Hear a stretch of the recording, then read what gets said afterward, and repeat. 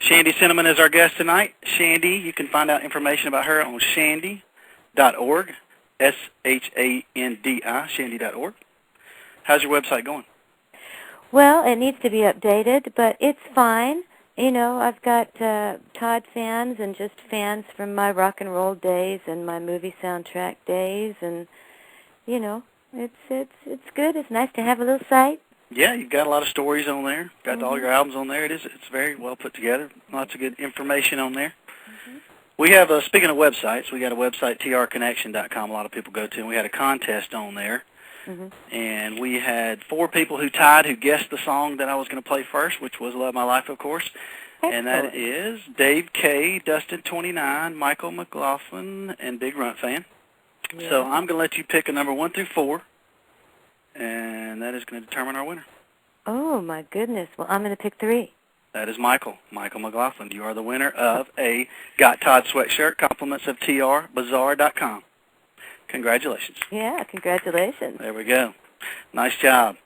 All right, tonight is a 1-hour live show. If we are continuing to talk, we'll go into 2 hours, and you can listen to that later in the archive. And you can still call in the second hour if we are going that long. The number to call in, of course, is 646-716-9262.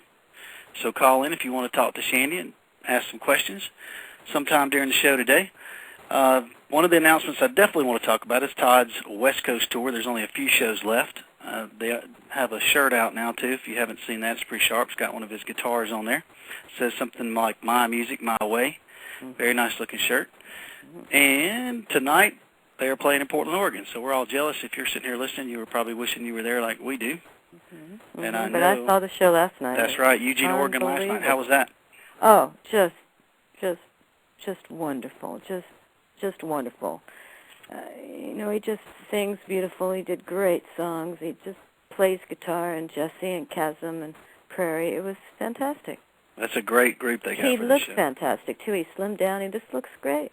Looks good. Did you get to speak to him much? Oh, yeah. He came to the house for pizza after. Oh, yeah, a little pizza party, huh? We had a little pizza party. That's what he wanted, so that's what we had. Pepperoni thin crust, right? Pepperoni thin crust. Gotcha. So and I had a vegetarian pizza. So oh, did you?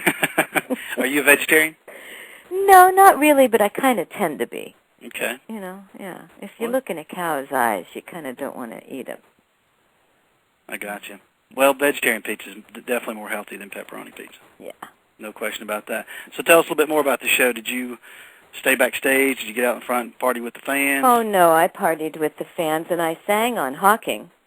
I got up there and sang. Did you get up on the stage? Yeah, I did. Really? I got up and sang on Hawking.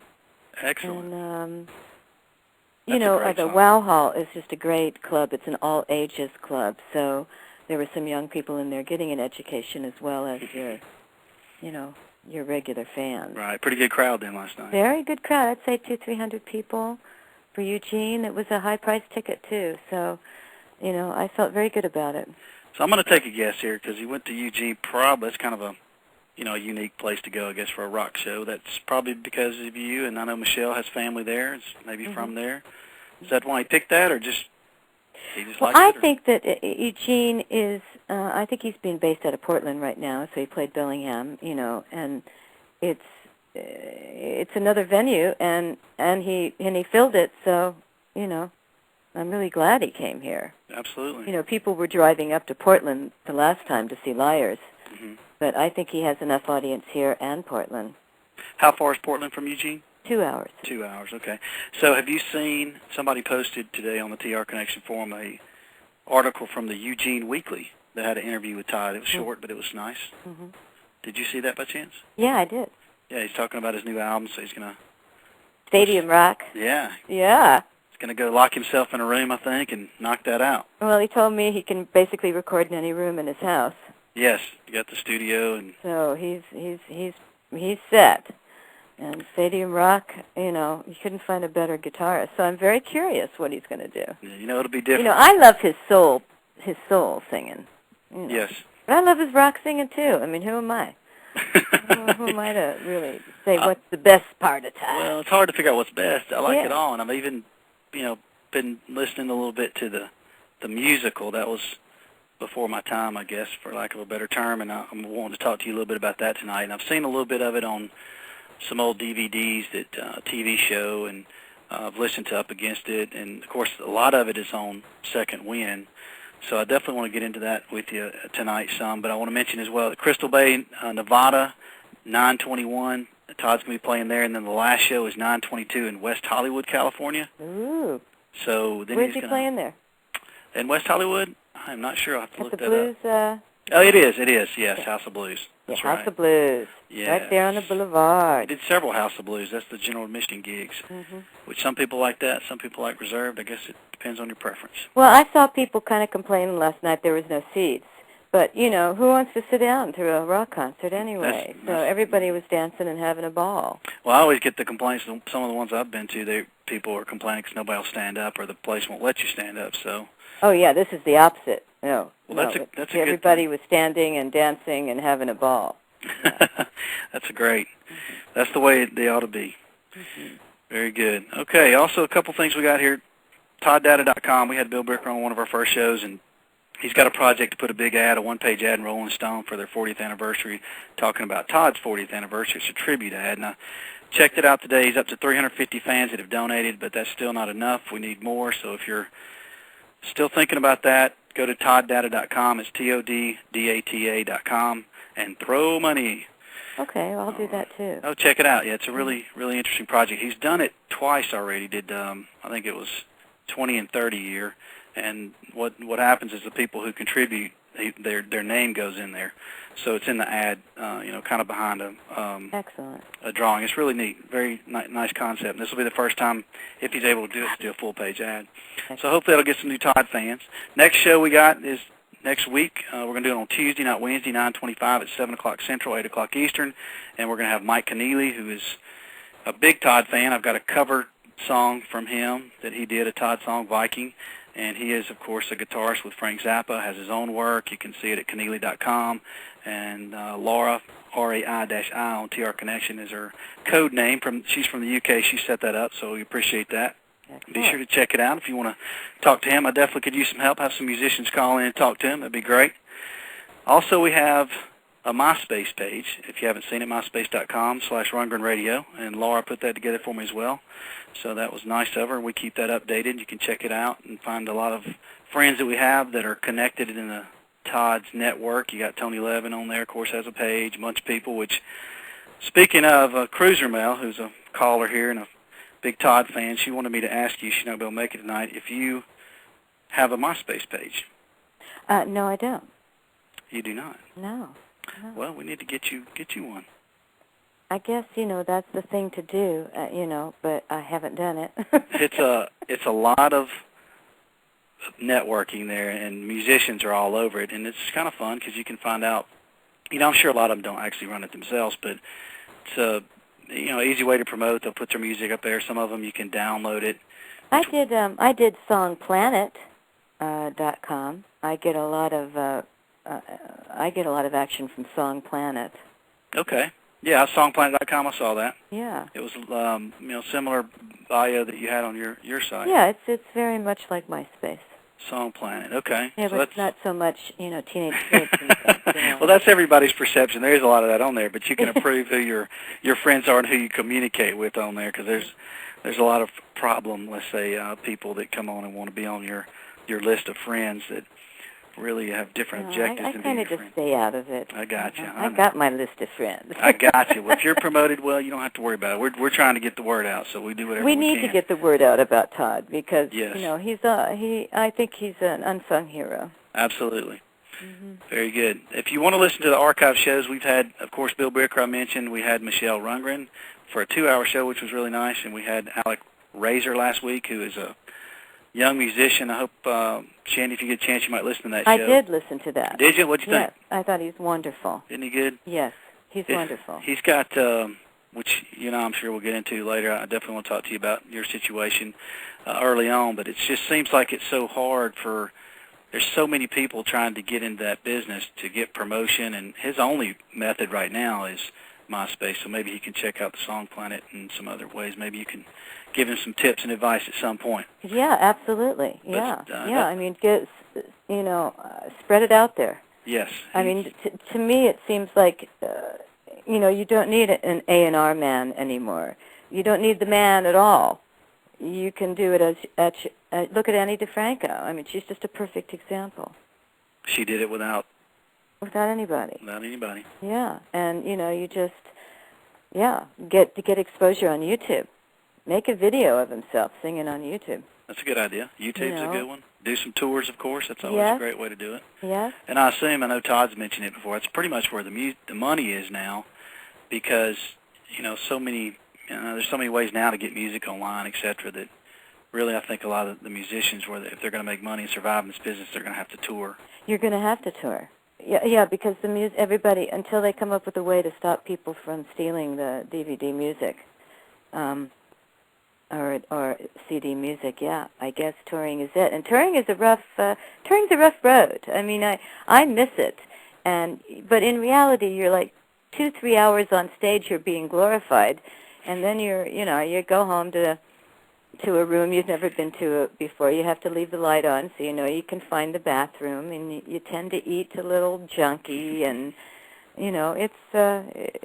it's hard work, and it's great to have the adoring fans and everything. But it's not the easiest gig. Get away from home, away from family, but not every show. Yeah, and like for a solo chick like me, I spent so many years on the road. It was impossible to have a relationship and be on the road as much. Right, that makes sense. Every now and then, though, you're in a town where somebody will have your favorite food waiting for you after the show, and you have a little party. That's right. You get pepperoni pizza in a private home. There's a lot of nice people out there like that. There are a lot of nice people out there, and I had about 10 fans that really loved Todd here, and really enjoyed seeing him. I bet that was a good time. It was a good time. All right, another thing on MySpace, just to let everybody know, TR Cookbook finally got on there, so it's myspace.com/TR Cookbook, and I know that you had a recipe in there, I believe. Shandi, is that right? I did. Give them love. And I think it's just something simple like cheese, wine, and apples. And go sit on a river or a beach. That's a good idea. That's my recipe. Words of wisdom, absolutely. So, definitely, everybody check that out, the MySpace pages that we're talking about. Now, we are, speaking of Chasm, we're chasing him for next week. I know he's got a 5-day break, and we've had some people talk to him, and he's shown some interest in coming on the show. So, he'll come on. If you know Chasm or know his email, or want to go to his sites, bombard him with messages that he needs to be on this show. He needs to be on the show. Next week. Any day, but of course Tuesday, because we already got something planned. But we'd love to have him on. I know everybody would be excited about talking to him as well. Oh, yeah, Utopia. Yes. And he was great last night. He sat right next to me. Did you get to see him with the new cars? I haven't seen him with the new cars. So I don't know what's happening with the new cars. I think the guy that broke his neck, shoulder, the new cars is... I stay out of the new cars. You stay out of that business, huh? I stay out of that business. I got you. That's fine. Very good. All right. Wonderful song. I get complaints for being so sort of optimistic, and I forget what the meothisic, I don't know what it all is that they say I am, but I've just hosted a student. I'm a host family for students coming into Oregon from other countries. So I had a Korean girl come stay and spend the night with me before she goes into college. Never been to the United States. An Indian girl come and stay with me and spend a few nights before she goes to college. And, I just want to see our world come together. I want America to feed the world, not police the world. Absolutely. And I just feel that Todd has been talking about this for years and years, and I really don't know what is going to change the world. I know that tragedies happen in order to bring people together. I would like to think that we don't need another tragedy. I was upset with Clinton for not going and stopping the genocides. I don't mind us policing where there's genocide. I think we need to go in and police the world where there's genocide. I'm not fond of dropping bombs on people for oil, and so. Well, we're definitely, and I don't want to spoil it, so you're going to know where I'm going, but don't say anything. Okay. We're going to be speaking of policing things that may be a little extreme. We're going to talk about that a little later with some of your music. So I'm going to save that, though, since I just played a song. I've got 2 callers already now. I'm not going to hog like I've been doing the last few shows. I've been hogging the guests, so I'm going to let a couple people talk to you before we continue with some of my discussion. But we got somebody here from 434 that'd like to talk to you. Okay. Area code 434. Is that me? That's you. Sounds like Bill Bricker. Bricker. Yeah, Here we go, Bill Bricker. Hi, Shandi. Hi. How are you? I'm good. I had a question for you about being one of the most dangerous background singers. Yes. And your experience on David Letterman. I wonder if we will ever see the most dangerous background singers again on Letterman. Well, I think that was really Paul Schaefer's little gig. I don't know if they'll do that again. You know, I watch my favorites, Jon Stewart and Stephen Colbert, so I've moved on from Letterman, so they probably won't call me. Uh-oh. Trouble. My man is Stephen Colbert and Jon Stewart now. Well, that's so cool. It was a lot of fun, and we got, to fly in, do the show, fly out. It felt very Hollywood. It felt very showbiz. Yeah, because you guys went on first with Todd, right? Yes, and then he had us come back, I think, 3 times, just as background singers, sort of just as a joke. And, during the commercials, we'd just sing oohs and ahs to traditional songs and dressed in scantily clad clothes. I think that was a big part of it. Dave hates it when people do that, I'm sure. Yeah, and he definitely perused around us, and I guess I should be proud of being a dangerous background singer and being scantily clad and going ooh and ah, so I will say I'm proud. And you came in, too, with, were you part of the a cappella tour? Yes, I did the a cappella tour, too. Yes. Yeah, because that was even quite earlier. An amazing program to play, to basically have voices doing all the sounds. It was really an amazing tour. Yeah, I was just thinking about the time when all that was coming together, and I know that Todd and Michelle first got together at the end of the 80s, around that same time. And I guess, was Michelle, did she come in also at the same time with a cappella? Yes, and she had worked with the Tubes in Utopia before that. So, did you like that tour better or the Nearly Human? I think that I loved the Nearly Human tour because, having horns and percussion and drums and, it's great hearing all voices, but there's nothing like that soul review. And I just love the soul review style is just fabulous. The sound and the videos are great. Todd didn't really ever tour with the horn section. Is there any other example of that? I'm not coming up with anything where he ever went out with a big band Nearly like that. Human and Second Wind. Was the only horn section I guess he ever had. Yeah, and that was on the Max album, and but I can't remember it. Please forgive me. I'm a little sleepy. I slept in today because it was such a big day yesterday. Gotcha. With Todd being in town. All right. Hey, Bill, thanks for calling. That's cool. Yeah, I'm glad I'm listening in, and it's good to hear you and talk about the long history with Todd. So yes. I got one more thing for you, Bill. Yeah. This is for ToddData.com. Just throw money. Throw money. All right, good deal. So we've got another caller, so we're going to get in that, but I got to ask you this first. I met Todd, I think, in '79. He was going to produce my album. Exactly. We're definitely going to talk about that, too. I want to ask you, though, because I asked Michelle, so I got to be fair. Can you still wear the outfit that you guys are wearing in Nearly Human? Actually, I can, probably, because I broke my shoulder April 11th, and I've lost 15 pounds. So I am kind of right at that kind of curvy yet skinny, nice spot. So that's the trick. Just break a bone and you can break a bone, lose your time. appetite, and you kind of keep your slender figure. I don't recommend breaking bones to do it, but it did work for me, and now I'm all healed, and I don't seem to be gaining any of the weight. I think it took me quite a few years to get overly curvy. But yeah, no, I could fit in those outfits. Awesome. So could Michelle. There you go. I'm sure she said she could, but I bet she could. No, I can't. I don't see her, I haven't. Well, I saw her just a few months ago, and she's hot, hot, hot. She's blowing smoke too, I bet. Yeah. All right. Well, we got another caller here on the air. I want to let them on right quick. It's 972 area code. Are you here? Yes, I'm here. Hello. Hi, Shandi. Hi. Hi, I'm Liz from Dallas, and just have admired your work with Todd for years, and I was totally shocked to find out yesterday that you did He's a Dream on Flashdance. You wrote that? I mean, that's It's a Grammy right? Award winner. Yeah, I am saying it. I can't believe it. I mean, that's awesome. Well, you know, that's a great way, is to get songs into soundtracks. That's another great way Well, I don't know how I missed that. and singers to get into that. And as we know, Todd did several soundtracks, and I hope he does more.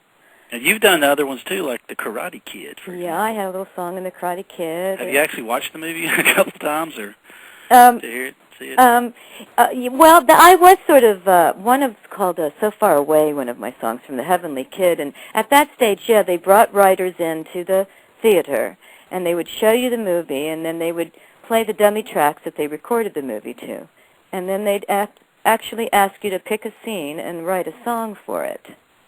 And I was just sort of at the early stages of writing songs for films, and I got lucky, and then it became impossible for me to get in anymore. If it was a Warner Brothers film, they wanted a Warner Brothers writer, and, I had a few good years there where I was able to slip in as an independent, but it's hard to be independent. Well, that's fantastic because, I mean, you have a lot of fans within the Todd community, and that's what's so wonderful about Rundgren Radio. I mean, I wouldn't have ever known if it hadn't been for this show. I would have never known that you did He's a Dream. And so I have to give a plug there, too, because I don't know. Thank you, Rundgren Radio. Yeah, and it's a good way for everybody to promote themselves. So Hey, we're going to find out a lot more about it than just that tonight, because that's there's some new stuff she's got, and there's some interesting things I think people get a kick out of. We're going to get into that, too, tonight. So you're going to learn a lot more, hopefully. excellent. Well, then I'm going to hang up. All right, hey, Liz, Nice thanks for talking calling. I love you, Shandi. Love you, too. Thank you. Bye-bye. Bye-bye. Bye. Get Todd in Texas now. Y'all know what to do. Michelle told you.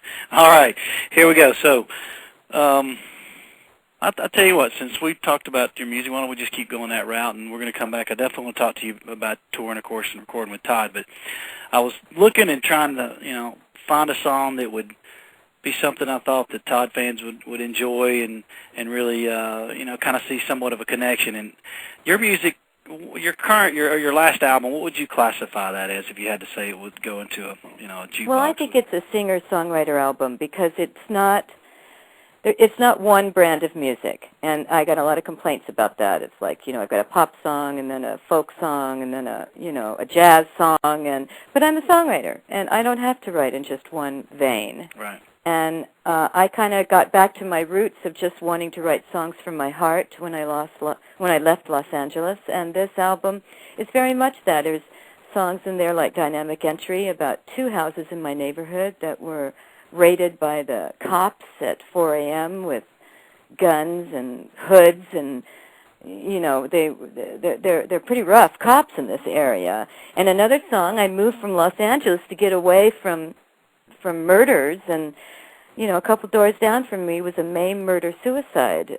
This woman got involved with friends, and the guy killed himself and his friend and shot her 4 times, and that was just 2 houses down from me, and I was very affected by it. I was shocked by the violence. I thought I was running away from violence, but violence is everywhere. It's everywhere. And probably a little less, violence, though. Maybe in a smaller town you're more susceptible to domestic violence. I don't know, but I was moved very deeply, and it was quite controversial because I used the real names. I wrote the song in the style of folk song about, and like they used to do in the olden days. That was the news. Hang down your head, Tom Dooley was a real guy, So I wrote the real names into the song, and that became a little controversial here when it got on the radio. Was that because the people, or just because the town? Who were the people? Yeah, I would say the woman felt, she knocked on my door and said that, she didn't want, she was pretty upset with me.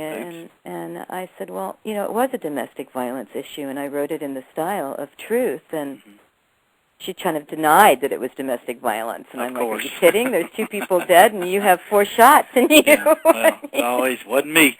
Yeah, so, Well, I don't want to, pigeonhole your music. I think the stuff that I hear, it's, I'm from Alabama. It sounds a little bluegrass, a little country, a little folksy, and I found the one that was interesting as far as the story was one you talked about, which is dynamic entry, and it was they were getting arrested because they had marijuana. Is that correct? Well, they were one house there was no marijuana found.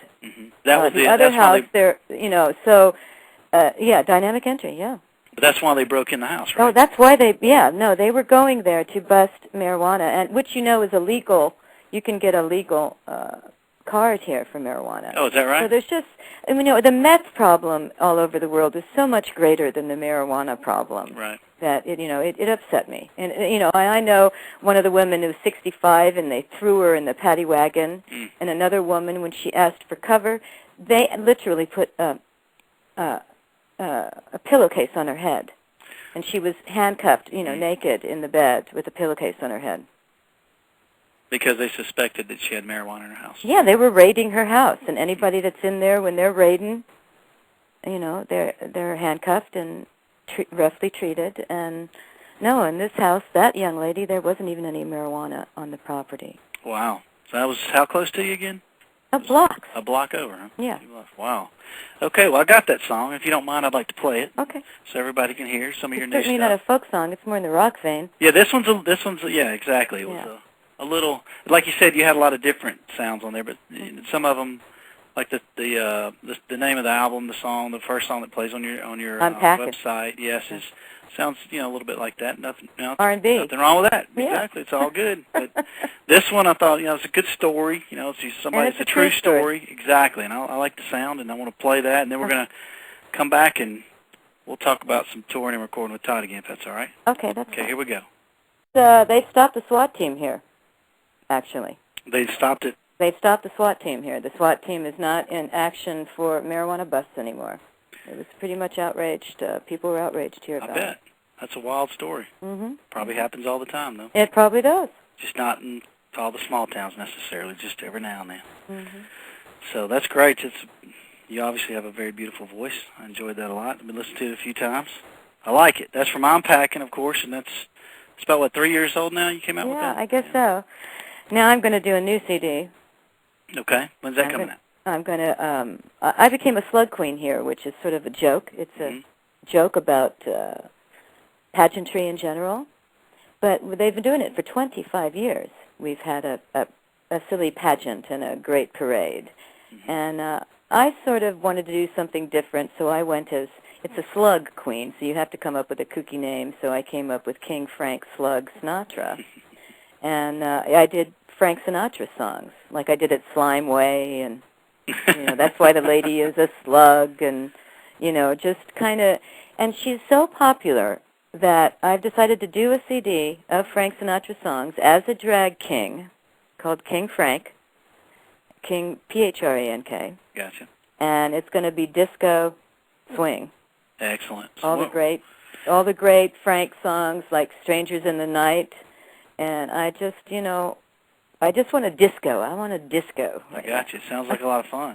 Yes. And I get to sing in low, low tones, which I like.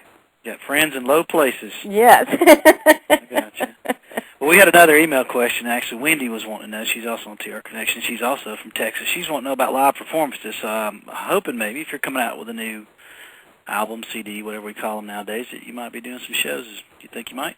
Well, like I said, then my next plan is to do King Frank, and I won't need to travel with a band. Oh, so you won't be traveling. All right. So I will travel, but not with a band. I'll travel with a tape, because it's sort of like a drag queen show, except for drag kings and drag queens usually don't actually sing. They lip sync. Okay. So I don't know if I'm actually going to tour with that. I'm also very interested in tango music, and I do have a studio now in my home, so I'm going to do the King Frank, and then I've written 4 tango songs, and I want to do them in the style of original tango with just a little bit of disco beat.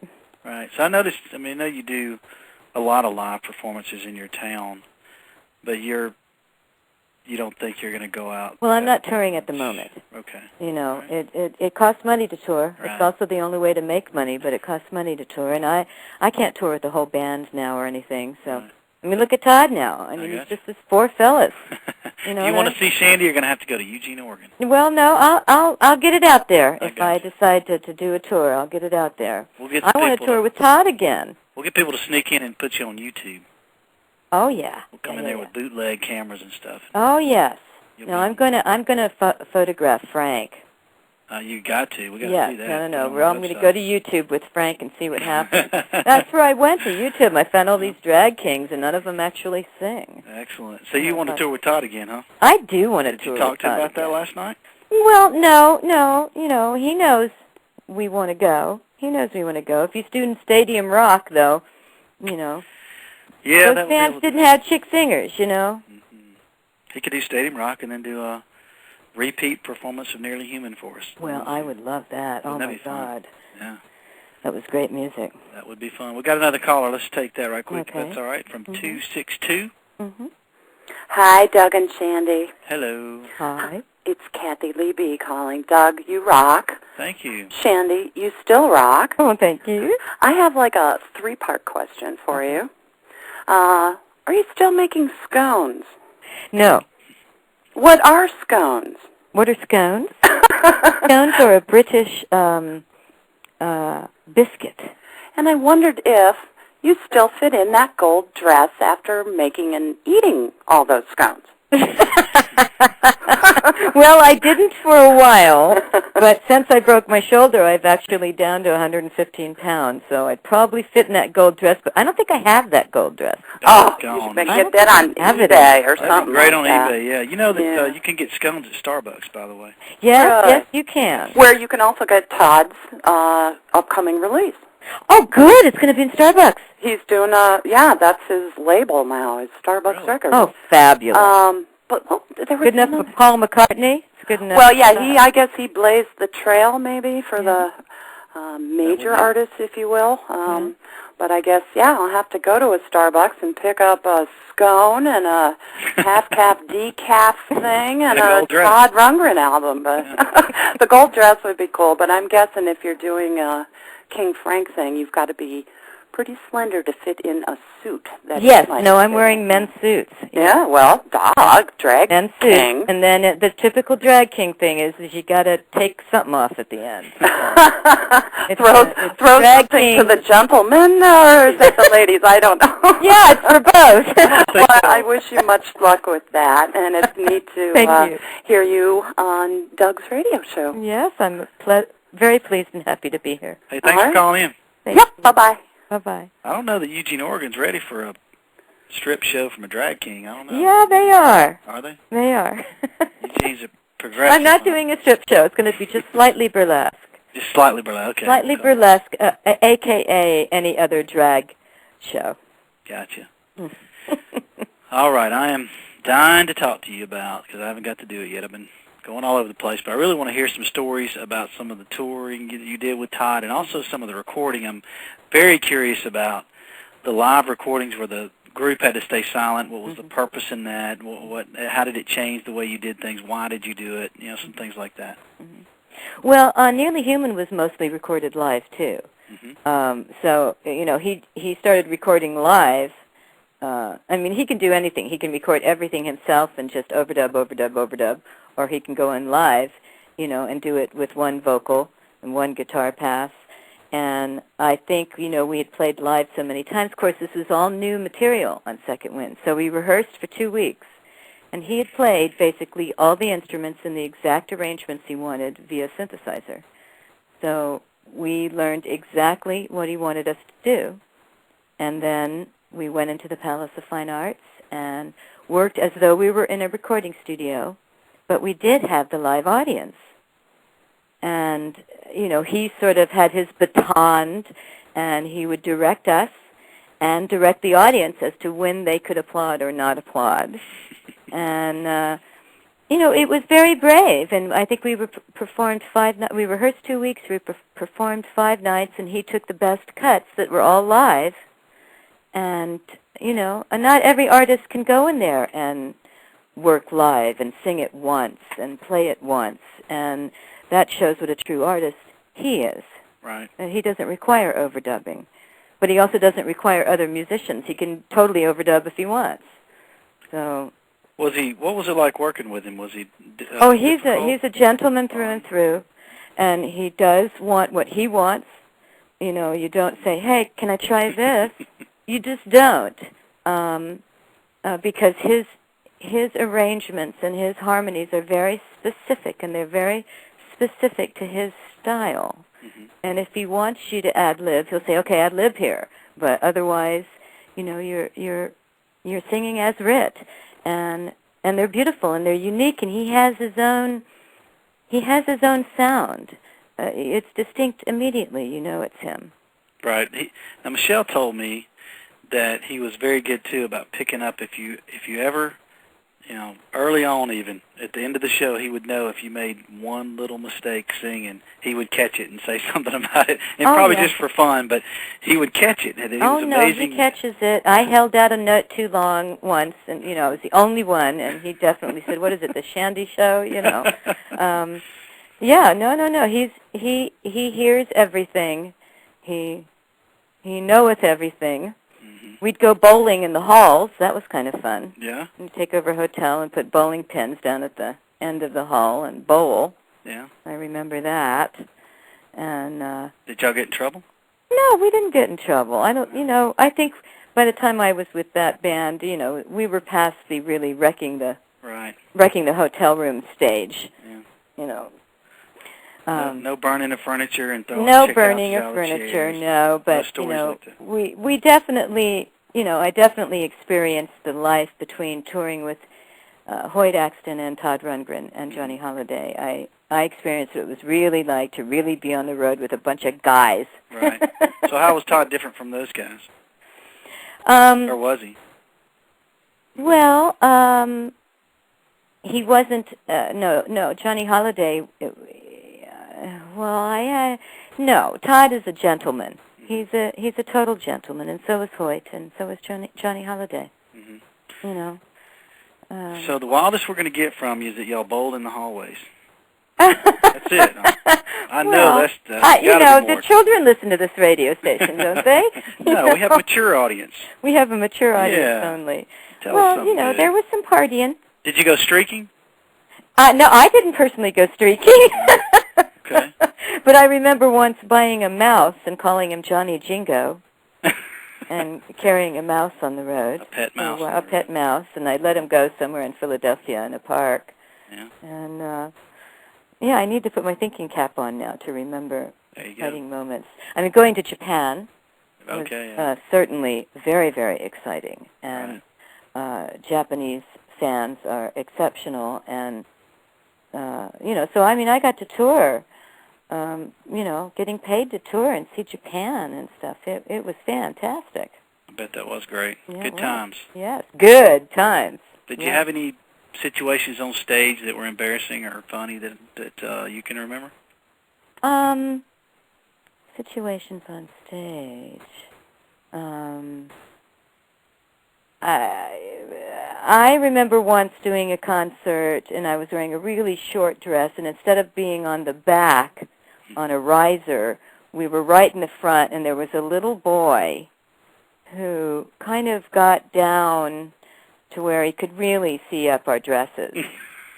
I do remember that. I wonder if that little boy's listening now. Bad boy. I was aware of what you were doing, you know. Part of my job, I guess. How old was this person, you think? This person was young. This person was 11 years old, maybe. Bad boy. Bad boy. He was just learning, you know. He was just learning. Yeah. So did you like recording more or touring more when you were hanging out with Todd and gang back then? Well, I like recording. I mean, I like recording. I like touring. I like recording. I like recording more. You know, recording it's it has to live forever. Right. Live, it does live forever in the cosmos, but it's not earmarked forever.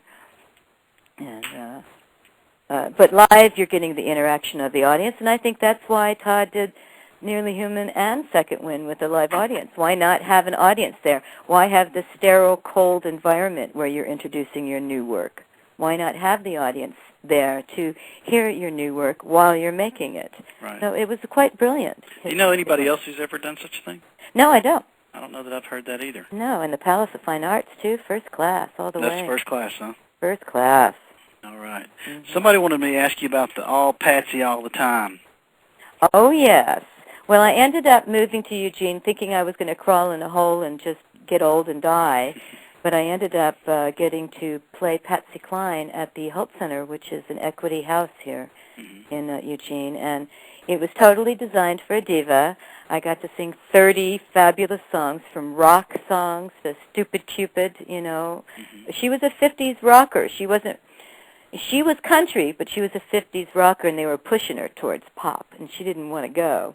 Right. And I had an excellent co-actress who really played her fan, and I had a full 5-piece band, and it was just the most wonderful experience. So after the show closed, I kept Shandi and the Inclines together, and we occasionally do All Patsy All the Time at parks.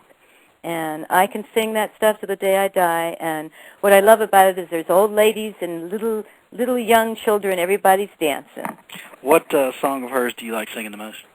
Well, Crazy is a wonderful song, and I guess I like Crazy. What else do I like? Walking After Midnight. Well, and I'm not prepared for that either. I don't have any notes in front of me, so that's off the top of my head there. I got you. Those are, of course, some of her popular songs that everybody likes. Yeah, but I sang her unpopular songs, too. I mean, just 30 songs in one night. Wow. 10 costume changes. It was a beautiful Were you able to speak moment. the next day? Were you able to talk the next day? Yes, it turns out I lost my voice at the very final performance, which was an afternoon performance. Not only that, I broke my right arm right before the show, too, so I did the show in a cast the whole time. And I did get hoarse the final performance, but then, you know, I was working 30 songs a night. I mean, Todd sounded a little hoarse. He always starts hoarse, and then he breaks through it, and he gets to his high voice and his screaming voice, and then by the end of the show he's a little tired, but he always gets back together. He does it what I call the rough way. He warms up a little in his room, you know, before the show. He definitely has warm-up exercises. And he always makes it through. Singing live 2 hours a night, not easy. Not easy. And I know Hockey's one of the last songs that he does. What role did you play in that last night? Did you just, y'all do it? I kind of, when Jesse told me before the show, Jesse Gress, that it was hard doing the harmonies and playing the guitar licks. And he says, you know, I'd be doing this fabulous, you know, guitar riff, and then I have to come in with this high girly harmony doing an absolute opposite chromatic scale, and how difficult it was. So when I saw them doing Hawking, and I was right there by the stage, I thought, you know, Jesse did say he could use some help. So I ran up there and sang along on Hawking. I bet that was a lot of fun. It was a lot of fun. Well, I know you may be the only person, at least from what I know, that has done a duet with him on a song, Love in Disguise, which is another good one. Yes, and I felt very honored that he gave that duet to me. He could have given it to Michelle. I really don't know why. You know, he's not into nepotism, so that he might have given it to me because I wasn't his wife. Right. You know? Not that I was any better than her. It just is the way it worked. Well, you did a fine job. I'm sure she would have as well. It's a beautiful song. Yes. That's, you know, one that's a little different because it is, you know, made for a musical, and I was hoping you could educate me a little bit about those times and a little bit about the musical and the music and what your thoughts were on it. I know I have read reviews that weren't favorable for it. I think the music sounds good. I'm not a musical reviewer or an expert, but I really like the sound, and I was curious about your takes on Up Against It. And the whole well, I mean, if I have to be alone, the smell of money, I mean, you know, these are brilliant songs about, and Love in Disguise are brilliant songs about real life and what really happens. I'm looking forward to his next musical. He's always been talking about doing a musical about Siddhartha, and I mean, they're going to poo-poo that too, I'm sure, you know. I mean, what kind of music will that be? I can't wait, and I hope he gets around to it. Broadway's not easy either. Right. You know, and he was forward and he was progressive. Elton John, I think, is the only pop star that's had a hit in Broadway, beside Mel Brooks. Right. Well, it was something definitely different. He's done just about everything, so why not? He has. You know? He has. And I did read, one review where they criticized, of all the songs on Second Wind, which is If I Have to Be Alone, that's actually one of my favorites. So, everybody's got an opinion. Everybody's got an opinion, thank goodness. But some of them are different and not necessarily favorable. That doesn't mean it's a bad song, because that's a great song, and it's some good music. It's a great song, and it takes, a great person to go out of the box creatively. Sure. And that describes Todd Rundgren completely. Well, I want to hear your voice a little bit. I'm going to play a little bit of Love in Disguise. Okay. And Standing. It's a beautiful song. It's a beautiful song. And your voice is beautiful. And he wrote a song on that too, I think, about his grandmother. Was it Tenderness or Compassion or Tenderness? Is there one on that album called Tenderness? No, not that I'm aware of. Compassion's on Healing. No, there's one on there. Let's see. Beautiful, with flutes and... I'm sorry, I can't see it in front of me. I don't have it either. I'm sure we'll have somebody. We'll get somebody to call us, some of these experts. That one that he wrote for his grandmother. It was so beautiful. It was during the Second Wind recording. Yeah. I got to figure out what that flute. is. There we go. It was so beautiful to watch him direct it with his baton and everything. Yeah. So he did one. We're going to have to find out what that is. All right. Kindness, maybe? Kindness. Is that it? That's it. There you go. Beautiful song. Learn something new every day. Yeah, and beautiful to watch him direct it, because the timing was very specific. Huh. Yes. Well, I'm jealous because I didn't get to see it. Yeah. You've got to see a lot. A lot of people would like to see. Yes, I am very fortunate. You've got to see a lot of things. I know him well, and I've heard him sing, many a night and play, and I'm very grateful. Very good. Well, I'm showing 4 minutes here, and I think we may dive into the second hour if that's all right. I know you're tired, so I don't want to keep you too much longer. No, I'm awake now. All right. I slept after the big party, though. I want people to be able to call, but I cannot hang up until my curiosity is cured about this producer situation with your first album. Oh. I want to talk about that, but I got a caller already, so we're going to take that right quick, and then I want to come back and talk to you about that. So let's do 616. Okay. You're with us. Hello? Hello? 616 area code. Are you there? They're not there, I don't guess. Listening. I'm going to leave them on in case they are. They'll come on. But let's talk about that producer situation, because I know you've been very public about it. Chapman, there was a problem. You weren't happy with it. You wish you would have used Todd. Oh, I am so sorry I didn't use Todd, and I think it was the greatest mistake of my life. But I also think Great Spirit had designs on all our lives, and that there was a reason why it didn't happen.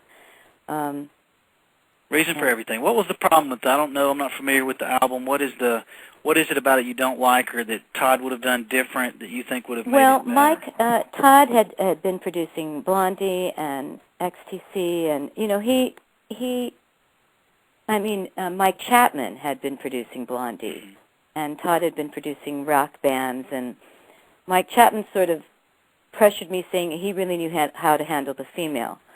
And he had just produced the Nax hit, and they had recorded that, album in a day or something. So he just took my live band, this is Commander Chapman, and he recorded us in a week, which really, we were a live band, and this was right before MTV. So, we didn't, the songs were not looked at from just an oral point of view.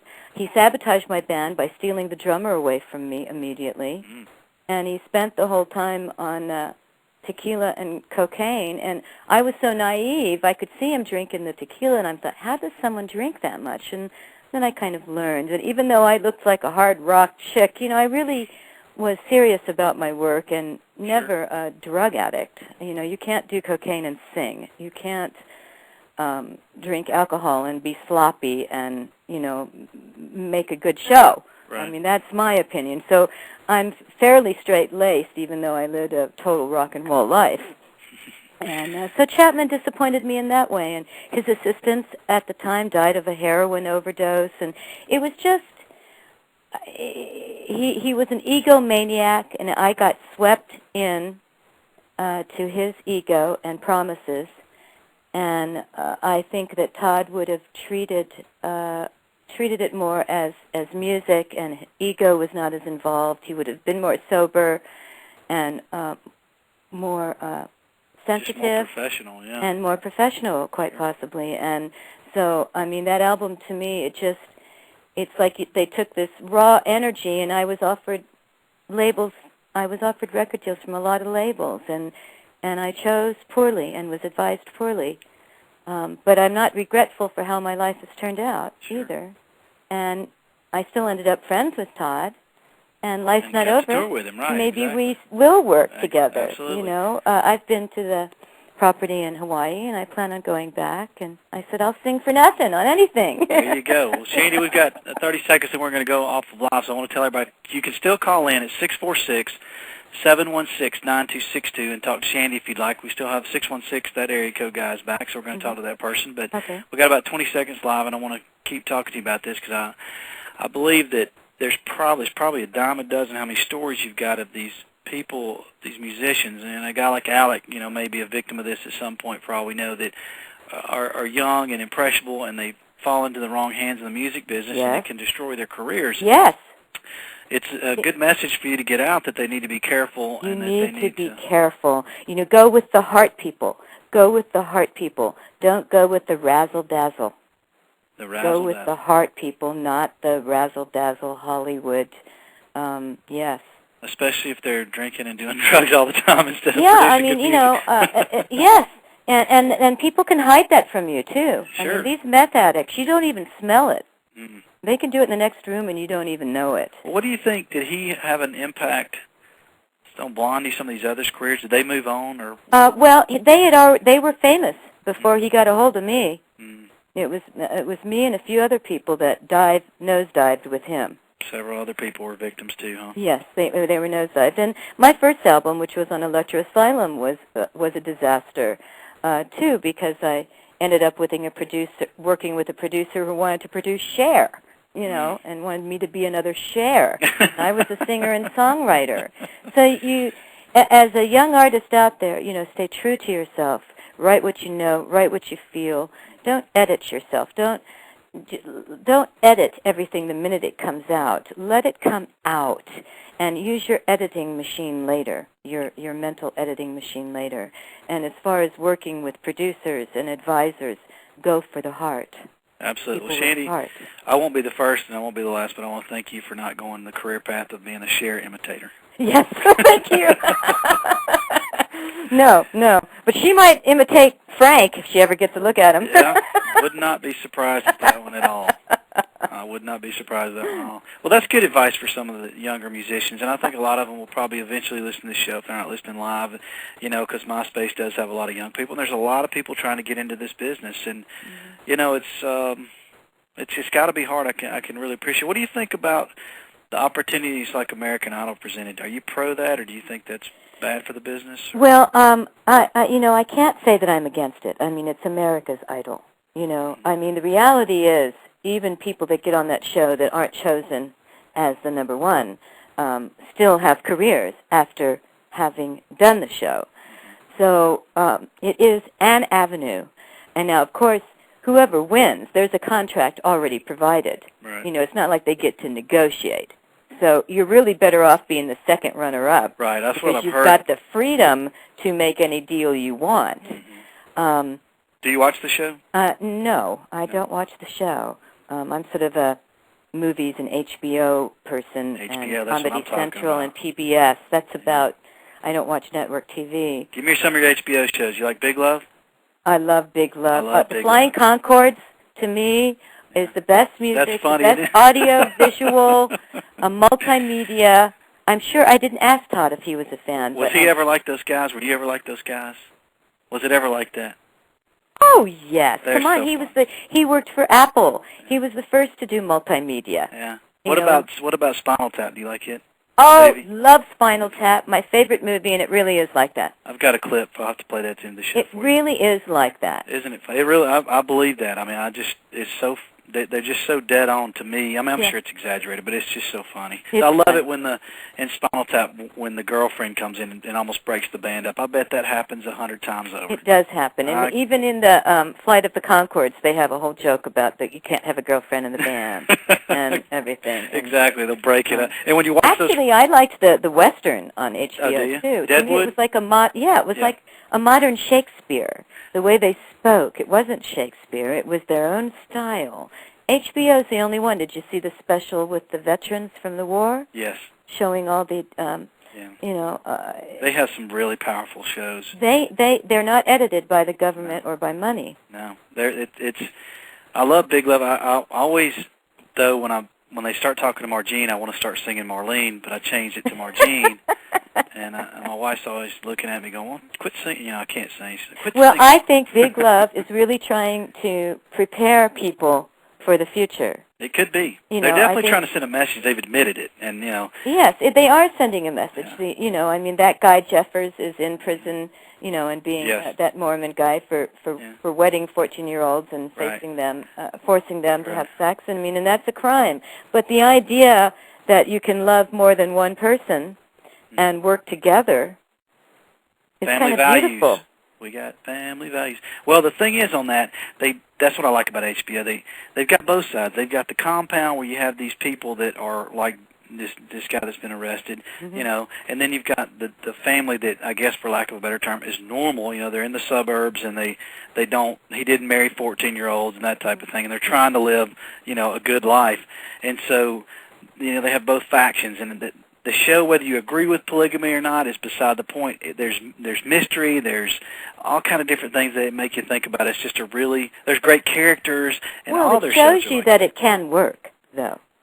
On TV. Look at the Muslims. The Muslims have had 4 wives forever. Well, I wouldn't give them as a good example. And of course, the show Big Love's a TV show, but maybe you can. I don't know. But it's all the HBO stuff that gets you to like people that you normally might not like. So, for example, you probably don't go on that show thinking you're going to like polygamists. You don't go into The Sopranos thinking you're going to like the mafia. You don't go to Oz thinking you're going to like prisoners.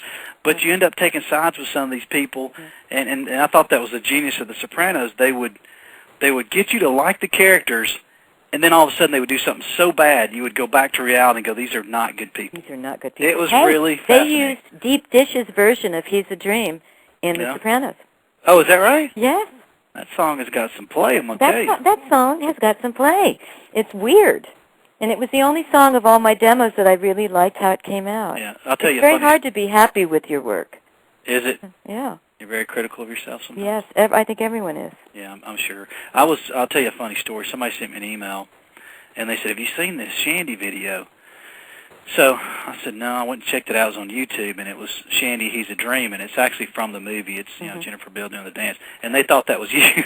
Oh. And so they said, your guys are really going to love this show. And I was thinking, that's from about 20-something years ago, and that's not her. I mean, she may be better looking than Jennifer Biel for all I don't know, but that's not her. That's just Shandi, the artist who sang the song. So anyway, they were from, somewhere else they didn't know, but it was very funny. But it just goes to show you, people don't know. And, I'm 55 now, and I look in the mirror, and I just go, how did this happen? Yeah. Caller 616, we're going to let you on in a minute, but I want to talk to her about one more thing since we're on the subject of American Idol and those type of things. And I asked Michelle about this. Does it bother you, as hard as it was to break in the business, and then you had a bad situation, and you see so many people that are good that struggle or never make it, and you see a guy as talented as Todd Rundgren, he's got 200 or 300 people showing up for a show, and then you see these people on TV because of reality shows that have zero talent, or even a bad guy like this, William Hung, who are selling CDs or doing things that are, making them celebrities. Does that bother you at all? Well, I guess it doesn't bother me because it's we the people. True. We are creating these monsters. Yeah. It's we the people responding and creating these monsters. I mean, I don't think you'll ever see Todd on one of these reality shows, though, playing football or riding bulls or something. Maybe bowling in the hallway of his hotel. I'd like to see him on Stephen Colbert, though, and Jon Stewart, of course, because he's very politically active and very politically outspoken. Really? You think Todd's political? Yes. You think he's got an opinion on things? I think he has an opinion. Oh, He's a pontificator. I thought he just wrote love songs. Hello, it's me, you know, that kind of thing. Back in the old days, yeah. Yeah, no, well, he probably mixed it up a little bit back then, too. Of course, those ballads are terrific, just like the other stuff.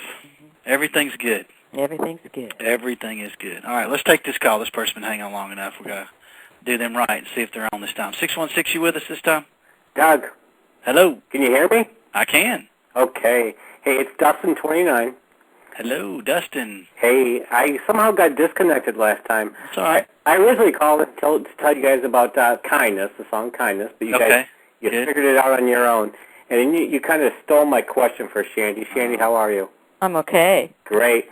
Hey, I had asked Michelle this question a couple of weeks ago, and Doug was just kind of talking about the talentless people out there that are selling records. I had asked Michelle, you know, about how does Todd, these songs that we all love about Todd, and you guys just played Love in Disguise, what an awesome song. And how are these songs not on the radio? So I'm going to get your point after hearing Michelle's. How is Todd not being played on the radio? You know, I really don't know the answer to that. I really don't, and I think that's why Rundgren Radio is important, and, you know, getting the word out there. You know, sometime, look at Van Gogh. He was not discovered till after death. And what is considered modern music of today is really going to be decided 500 years from now. We're going to have what's considered modern music that's today, and modern music 500 years from now will be decided. So all those people that are making music on their Pro Tools at home, you know, they may never get to the radio, but 500 years from now, they may say, look, this person was really talking about the times. Liars couldn't be any more perfect for the times. Correct. Then you know, and you know, maybe it's payola that to get on the radio you need to pay. You know, you need to be corporate. You know, the fact that he's going to be in Starbucks is pretty good. Yeah, you may can't have get to. Any more corporate than that. That's true. You know, so I'm kind of excited about that news. That would be and good. Maybe that will broaden the fan base and the horizon. But you know, Todd himself was also a little bit anti pop. Correct. You know, so it's a double-edged sword. You want to see him be successful and you want to see him make money, but, you know, with your own attitude sort of being against pop and against any kind of nepotism or payola scams, then you're really leaving your life in spirit's hands, and you're sort of at the mercy of the masses. You know what Drag King song you're making me think of, don't you? Wild Roses? No, he did it his way. Oh, yeah. Yeah. Can you give me a little of that? I did it my way. Awesome. There it is. That's Todd for you in a nutshell. Shandi? Yeah. I'm going to give you a little bit of a twist to the question I asked Michelle a couple weeks ago, where I've seen Todd 73 times now. Mm-hmm. Whoa. And I've seen, Shandi, I've seen you 4 times. Mm-hmm. This summer, seeing Todd in Michigan, I'm from Michigan, and in Chicago, and 2 of the times, 15,000 people there, one time 12,000 with the new cars. And one show, I actually sat in the back, where I'm always the person as close to the front as I can get. And I sat there and I enjoyed seeing all these people. I'm like, where have you people been? Why haven't you experienced what I've experienced since I was 15 years old? I'm 43 now. So my twist of the question to Michelle, to you is, do you think people are ever going to discover Todd? Yes. His life's not over. I'm kind of excited about the Starbucks thing. Yes. You know, because everybody, young and old, walks into Starbucks. Correct. So, you know, let's see what happens with that. And his, you know, he's always a little bit ahead of his time. I would still like to see Liars appreciated more What a than great it is. one. You can't play some of those songs, of course, on the radio, though. You could play it on this radio, but you can't play it on the car radio. Some of the songs. And, you know, and I guess, you know, if the Cars thing had really taken off, he might have made fans that way, too. He did make fans that Yeah. way. It's not as big as, you know, you would hope, but there was definitely some people that have come around that discovered Todd at the car shows, because he pretty much, you know, was the show. He really did a fantastic job and was the life of the party for the most part. And of course, Prairie was too. He did a great job, but front and center was Todd, and I think people probably appreciated it once they checked it out. The ones that were willing to, get past the fact it wasn't Rick or Benjamin singing. Right. And they got a treat if they went to those shows. I know Dustin went to a lot of them, and they were good shows. Yes. Really fun.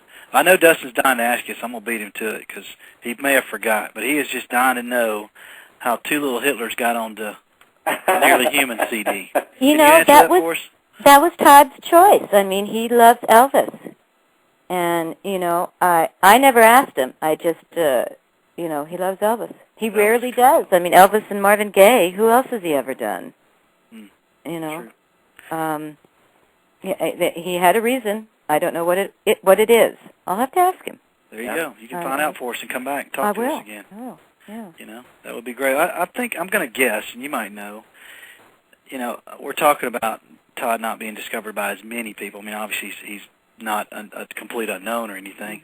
But do you think that bothers him, or does he care? I think he's probably satisfied with the situation because he got to do it his way. Well, he's definitely done it his way, and like I said, it's a double-edged sword. If you're going to do it your way, and you're not going to believe in nepotism and payola, and then you reap what you sow. What's your favorite song on Liars? Oh my God!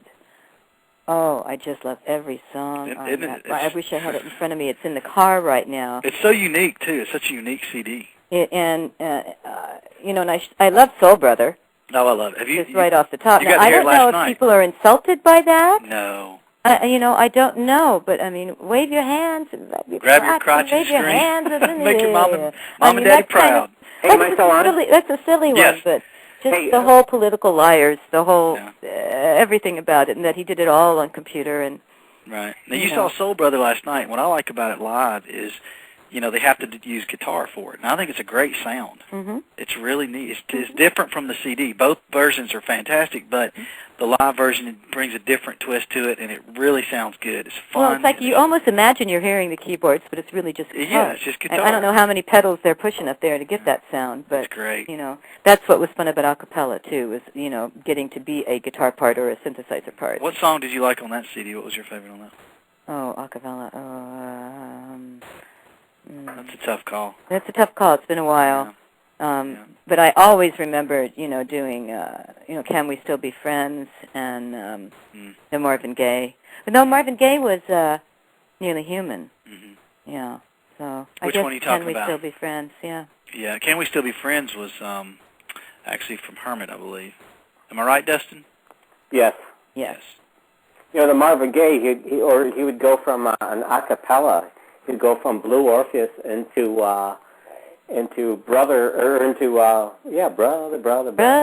Yeah. Well, you obviously like the Johnny song because you named your Johnny Jingo. Yeah, I named my little pet mouse. So maybe that was your favorite. Maybe. Hey, Liars. You're talking about Liars, and Doug has heard the story about my son who just turned 21 this Sunday. But back when Liars was out, he was 18, and he couldn't believe that was a man in his 50s on the song Liars. I mean, just screaming his brain out. And we went out to California for 4 shows up there at my son's request on vacation.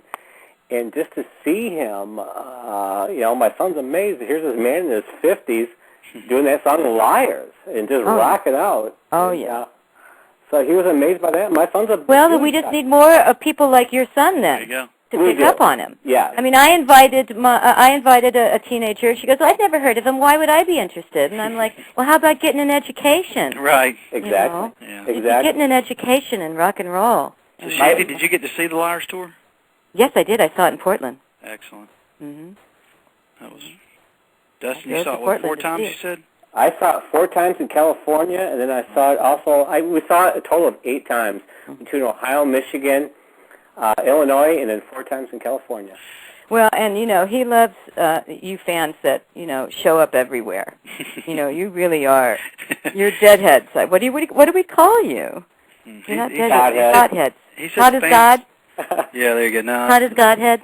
Yeah. They said Todd called the fans a little cultish, but not a cult, but a little cultish. So we do need to come show up him with respect. I mean, I could even think of in Ohio. and he's walking down the road, and I said to my son, I go, oh my gosh, there's a Todd fan. You see this guy walking down the road with dark hair and a skunk on top, and also we drive by and it's Todd. Yeah. And we pull off the road, and I have a Corvette, and I said, Todd, need a ride? And he goes, where are you going to have me sit? You know, I got my son next to me. I said, well, we can leave my son here. And so I just asked him to shake my son's hand. I said, well, see you at the show tonight. So we all show him, I mean, we give him respect. Sure. We show him props. Yeah. There's some hardcore fans. That's why I thought this show might work, because there's enough people that really like him that would be interested in hearing everything. And I think that everyone who doesn't know him would love him once given the chance. Oh, that's talk about the new cars. You know, and I'm sitting there in the back. Mm-hmm. These people are just loving it. And like Doug said, it's a Todd show. It's the car songs. Mm-hmm. It's a Todd show. And some of Todd's songs, of course, too. Exactly. But, you know, Shandi, you tell me, you're a musician, so you would know. I mean, there's not many shows that it's just a fan. I'm not a musician, and I haven't seen Todd near as many as Dustin or most people, but it's one of the shows I could go to, you know, 5 nights in a row and never yawn or get bored. And there's other shows, even some of the bigger bands that I grew up loving, that I couldn't. It wouldn't be the same. Mm-hmm. Would you say that's true? I mean, do you have bands that you? Well, I mean, he has such a plethora of material that, and like he has a unique style. It's almost like it uses both sides of your brains or something. The way he puts harmonies and layers, and you know, it's very full. It's very interesting. It's not boring. And his voice is emotional, you know, and truthful, and he gives it 100%, and not everybody does that. That's true. That's true. Well, Shandi, I appreciate you being on today. We'll call that a wrap. Dustin, thanks for calling in. You got any other questions before I wrap this up? No. Great job. Hey, man, thanks for calling. Yep. Shandi, I really appreciate you being on. Hopefully we can do that again sometime. Well, I just am pleased as punch to be here. Very good. And hi and bye to everybody. Yeah, bye-bye, everybody. Everybody go to shandi.org. Hey, before you leave, though, I got to play you a clip. Let me find it here right quick. Shandi, SHANDI.org. You definitely want to check it out. Let's see if I can find for you what I want to do here. Have you talked to Michelle? Did you say you talked to her recently? Well, we've been emailing, but I'm definitely going to go to Todd's 60th. Oh, they have a big party for him over there? Yeah, we're going to have a big party. I bet that's going to be a blast. Have you were you at the wedding? No, I wasn't at the wedding. Have you seen the wedding tape? No, I haven't seen the wedding. They have a wedding tape. They have a wedding. Actually, she told us this. They have footage of him getting the wedding ring tattoo. Uh-huh. So you definitely want to check that out, because it sounds like it was pretty amusing. I imagine. There's not many wedding tapes you want to watch. Todd was not the kind of man to get married. He finally married Michelle. It shows you what a strong and wonderful package she is. Yes, absolutely. She was terrific.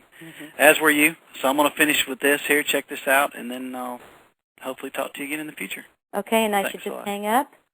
We got to listen to this first. Okay. And then we'll hang up. Okay. Fair enough? Uh-huh. All right, everybody, check us out next week with Mike Keneally. Shine on. Shine on. This is a top to what we use on stage, but it's very, very special, because if you can see, the numbers all go to 11. 11.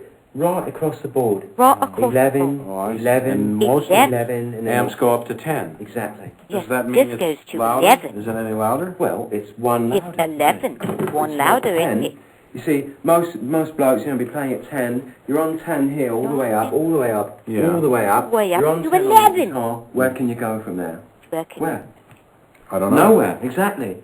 What we do is, if we need that extra push over the cliff, you know what we do? Put it up to 11. 11. Put it exactly. up to 11. One louder. Why don't you just make 10 louder and make 10 be the top number and make that a little louder? Well, this one goes to 11. These go to 11. Isn't that great? All right, Shandi, have a great evening. Get some sleep. Will do. All right, Bye-bye.